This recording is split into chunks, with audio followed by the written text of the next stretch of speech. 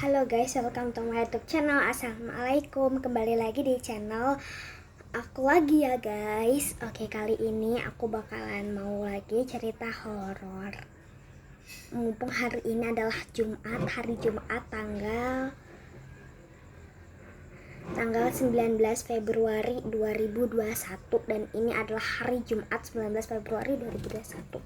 Kok kalian udah tahu? Oke, bakalan aku buatin video horornya ya guys. Jadi sebenarnya ini adalah hal yang paling nyeremin di dunia pokoknya ya. Atau nggak salah, ini kayak apa sih menurut kalian tuh, serem nggak sih guys? Oke, jadi ini aku bakalan ceritain tentang pengalaman artis Marissa Chaca, yaitu adalah pernah mengalami pengalaman horor. Dan kalian itu udah tahu banget kan, apalagi kalau kalian lagi di posisi itu guys. Dan asalkan kalian tahu ya guys, aku ini fix orangnya nggak penakut ya. Jadi aku nggak penakut sama sekali, I don't right gitu ya. Jadi kalau udah ada suara aneh tuh aku curiga, tapi aku nggak takut. Dan itu guys, dan aku masalahnya ya guys, apa sih, Mbak Dila tuh suka dapetin hal-hal yang horor. Apalagi kalian jangan buang lagi, apalagi pokoknya yang hal-hal yang begitu aku emang gak terlalu percaya. Kenapa? Kalau kita takut sama hal-hal yang begituan, pasti setannya tuh bakalan senang dan gangguin kita terus. Dan itu aku gak takut sama sekali ya. Tapi kalau udah ngalamin kejadian ini, jangan sampai kalian kena ya. Jadi Mbak Dela ini udah lama banget kena dapet horor-horor begini, cerita mistis dari rumah dulunya. Kan sekarang rumahnya udah tingkat dan itu udah nggak dan itu udah nggak kayak dulu. Kalau dulu waktu Mbak Dela itu kan, rumahnya Mbak Dela itu lo kan udah tahu kan, Aulia Feby Daily gitu kan udah subscribe kan. Dan itu rumahnya kan sekarang udah tingkat, dan dulu itu masih belum tingkat kan. Udah lihat kan di TikToknya, itu belum tingkat ya, itu belum tingkat rumahnya. Dan disitulah banyak kejadian-kejadian yang gak enak. Kenapa? Karena di rumah itu sering matiin lampu banyak banget. Dan itu yang dimatiin lampunya itu banyak banget di teras, di dapur, semuanya pokoknya. Makanya aku cuman pengen kasih tahu ke kalian, jangan sekali-kali kalian pastiin kalau di rumah kalian itu jangan gelap-gelap ya guys. Karena dulu rumahnya Mbak Dila itu yang belum tingkat itu aja belum nggak terang sama sekali loh guys. Itu gelap banget, dan itu gelap biasa aja. Tapi kalau udah malam dinyalain lampunya terang guys, cuman masih rada ini. Dan itu nyeremin banget dan nakutin banget ya guys. Jadi aku nggak tahu ya guys, pokoknya kalian jangan pernah mau deh pastiin rumah kalian tuh nggak gelap ya guys. Jangan sambang banget deh, rumah aku aja udah aku terangin banyak banget. Dan sekarang rumahnya Mbak Dela udah nggak terlalu gelap karena udah tingkat, dan juga udah ada tulisan ayat-ayat suci. Jadi gak bakalan demen lagi dong. Kenapa? Karena yang aku takutkan ini adalah gimana kalau aku lagi di rumah itu, di rumah Mbak Dela itu, dan udah kejadian kayak gitu. Kalian udah gimana? Fix banget aku udah bakal ketakutan parah. Ya kan? Fix itu udah ketakutan parah. Dan apa di situ juga kadang Mbak Dela juga mimpi buruk, mungkin karena nggak tahu kenapa. Tapi yang jelas Mbak Dela itu pernah mimpi, astaga ini bener-bener buruk banget.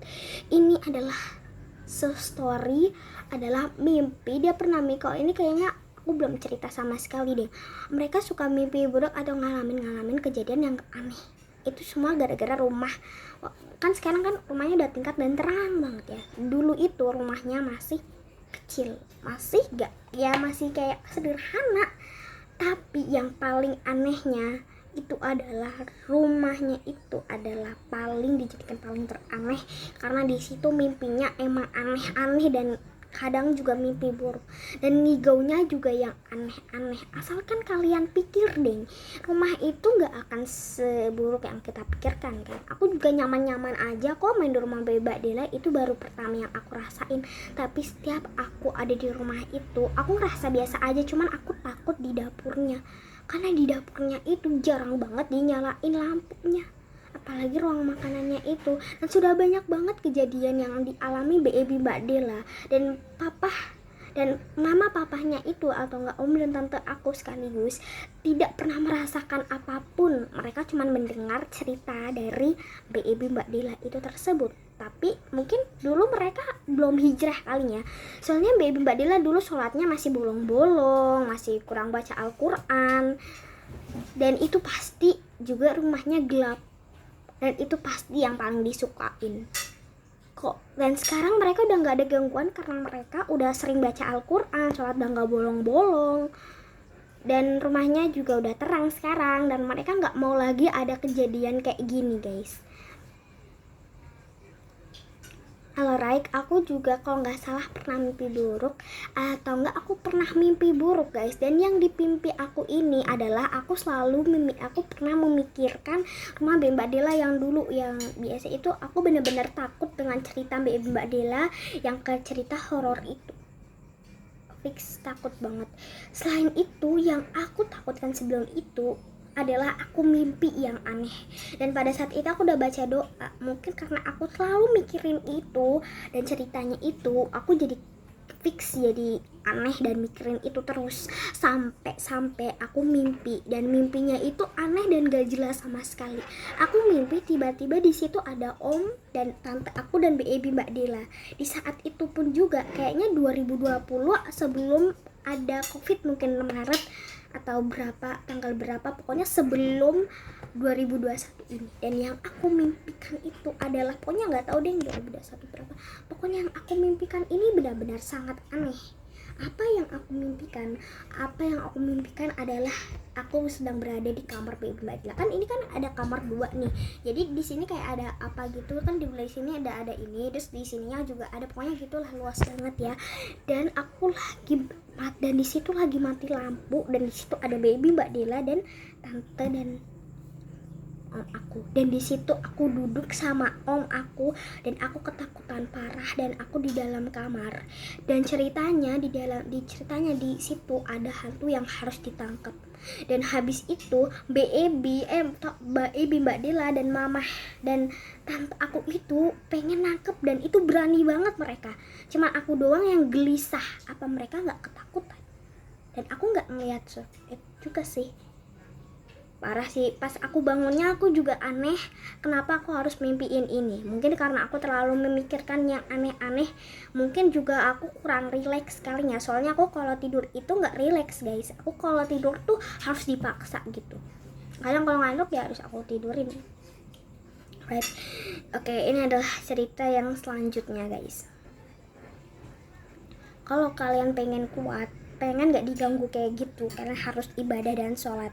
Dulu sebelum aku kan dulu kan masih buat asarnya masih bolong-bolong ya, itu waktu kelas 2 waktu umur 7 tahun. Dan itu aku sering dipukul pakai sapu lidi karena aku nggak pernah sholat asar. Dan itu bener-bener dosanya tuh parah banget loh guys. Dan di situ aku nggak tahu, dan di situ aku masih nggak tahu, dan pada saat itu pun juga aku masih ninggalin sholat dan masih nonton yang aneh-aneh yang bikin tontonan dewasa, dan itu banyak kejadian hal aneh setelah aku melakukan itu. Bener, hal aneh akan terjadi karena waktu itu aku belum hijrah kayak sekarang. Kalau sekarang kan aku udah banyak berdoa, tapi dulu itu aku belum kayak gitu. Dan dulu itu pada saat kejadian itu aku suka banyak kejadian aneh, seperti kayak cerita yang bikin aku menakuti, atau cerita yang bikin hal-hal yang bikin aku sedih, dan hal-hal yang bikin musibah. Itu semua juga karena dosa aku sendiri. Tapi yang paling anehnya itu adalah selalu ada keanehan yang aku lakukan setelah melakukan itu. Ya kan, setelah aku melakukan gak sholat asar sampai 2019 itu, gak sih 2019 udah mulai sih. Tapi yang paling anehnya itu 2019 aku mendapatkan keanehan yang wajar. Ya wajar dong aku kayak gitu, wajar dong aku diganggu karena aku kurang berdoa. Dan pada saat itu aku bener lagi masuki PKL, aku juga lagi masih belum tahu ajaran agama banyak, dan aku udah buat dosa ya. Tapi aku udah berdoa ya sekarang ya. Tapi pada saat itu pun juga ada hal-hal aneh yang bener-bener gak aku ketahuin gitu guys. Dan aku setiap kali aku kalau misalnya ayah aku ini lagi dinas kemana, dinas ke Jakarta, nginep di sana atau ke Cirebon atau di mana, itu tuh aku selalu takut sama kejadian ini. Dan aku pernah ceritain ya, dan itu nggak apa-apa sih, asalkan di rumah kalau bunda juga masih kerja lembur atau nginep juga terserah. Yang penting di rumah aku udah ada adik sama Mbak War ya guys. Mbak War ini adalah pembantu rumah aku dan dia umurnya udah 3 tahun. Dan sekarang alhamdulillahnya aku udah nggak kena gitu-gitu lagi setelah, meskipun udah nggak ada ayah atau bunda yang udah dinas kemana-mana gitu, atau pernah kan lagi lahiran tuh bunda tuh lahiran lagi dan ayah juga nemenin kan, itu aku nggak akan kena kejadian aneh. Mungkin karena dulu tuh aku masih kecil jadi masih takut ya, dan sekarang aku nggak mikirin apa-apa tentang 2020 itu.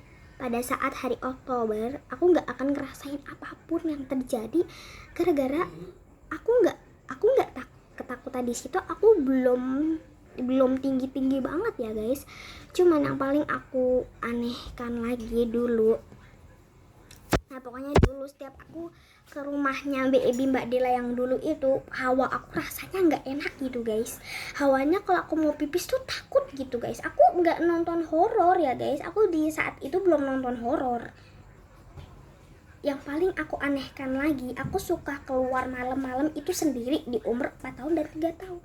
Dan itu aku main ke rumah om, tante, dan Mbak Dila. Aku pernah buat kericuhan, bikin Mbak Dila nangis sampai aku dimarahin om papa, om sama tante aku, dan disuruh pulang karena aku masih kecil jadi belum ngerti apa-apa.